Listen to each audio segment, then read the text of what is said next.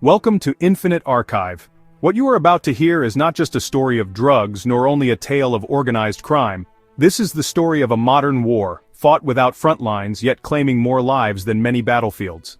It is a war where chemistry, geopolitics, economics, and terror intersect. A war that stretches from Chinese chemical factories to cartel laboratories in Mexico, to the streets and suburbs of the United States, and increasingly to the rest of the world. This is the story of fentanyl, the deadliest drug of our age, and the relentless battle between the two cartels at the heart of it all, the Sinaloa Cartel and the Jalisco New Generation Cartel, CJNG.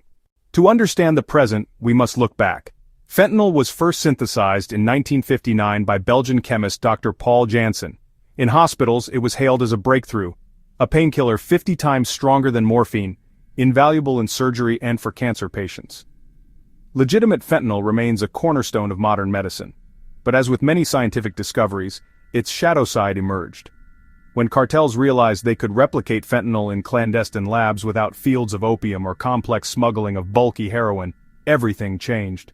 Unlike heroin or cocaine, fentanyl didn't require vast farmlands or long-growing seasons. Just a handful of chemical precursors, easily synthesized or imported from abroad, could yield millions of lethal doses. Just a handful of chemical precursors, easily synthesized or imported from abroad, could yield millions of lethal doses. Here, China enters the story.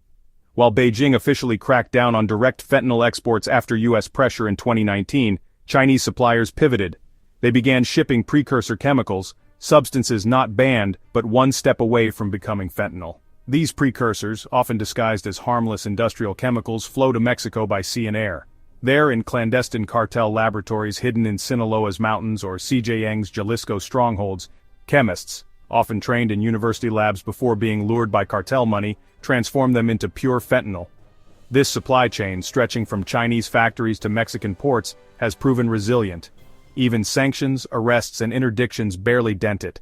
Two cartels dominate this deadly trade. The Sinaloa Cartel, once ruled by Joaquin El Chapo Guzman, remains deeply entrenched, leveraging decades of smuggling routes and political connections. Even with El Chapo imprisoned, his sons, known as Los Chapitos, have steered Sinaloa heavily into fentanyl, focusing on industrial-scale pill production.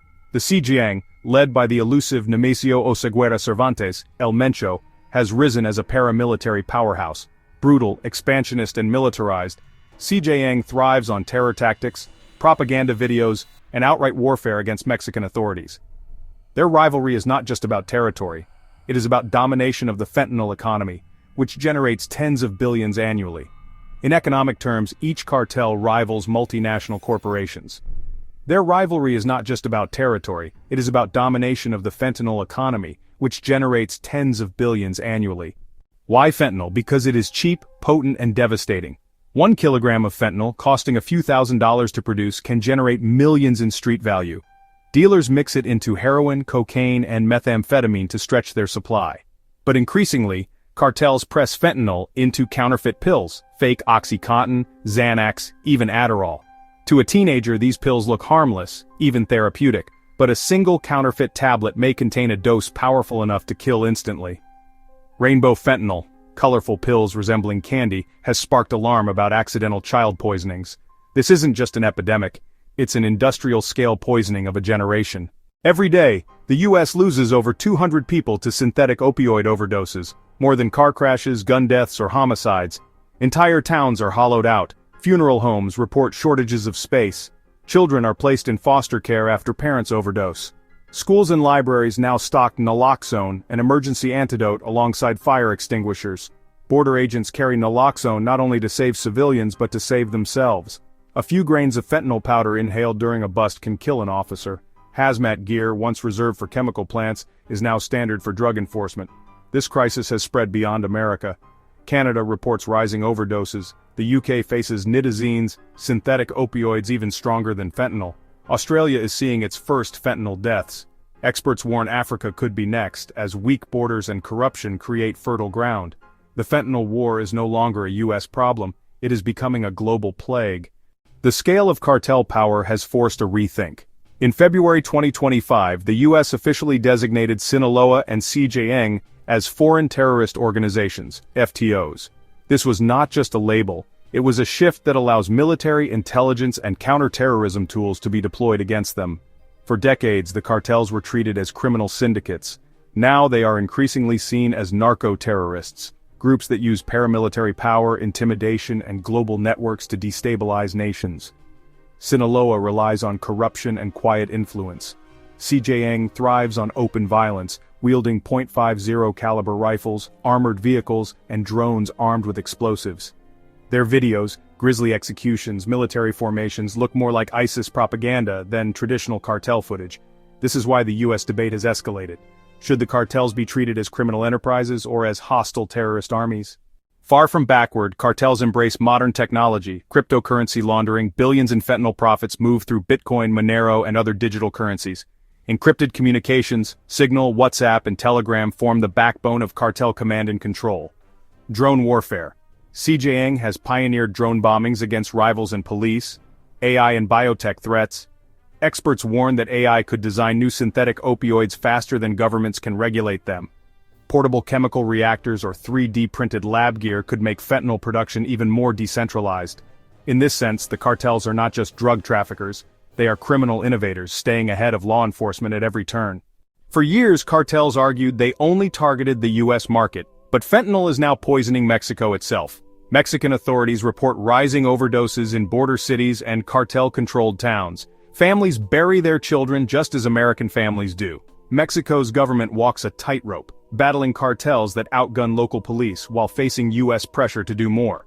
But for many communities, the cartels are not distant syndicates. They are the local power, offering jobs, paying for festivals, even settling disputes. It's crucial to note, the fentanyl crisis did not appear in a vacuum. In the 1990s and 2000s, US pharmaceutical giants like Purdue Pharma flooded the market with OxyContin, falsely marketing it as non-addictive. Millions became dependent. When prescription opioids were restricted, users turned to heroin. And when heroin supplies dwindled, fentanyl filled the gap. In this sense, the cartels supplied a demand originally created by corporate malpractice in the United States. Law enforcement can interdict shipments, but addiction is the deeper battlefield.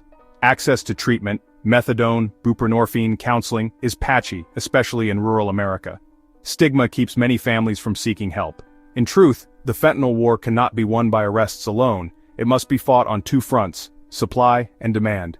Without addressing why so many turn to opioids in the first place, the cartels will always have customers. Today, fentanyl is the deadliest drug in US history. But tomorrow, it could become the world's problem. Europe is already seeing copycat waves.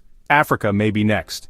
And with the rise of new synthetic opioids, even stronger than fentanyl, humanity may be entering an age where chemistry itself becomes the deadliest battlefield. This is not merely a drug crisis, it is a war for survival, where nations, families, and individuals are caught between the laboratories of China, the cartels of Mexico, and the vulnerabilities of every community.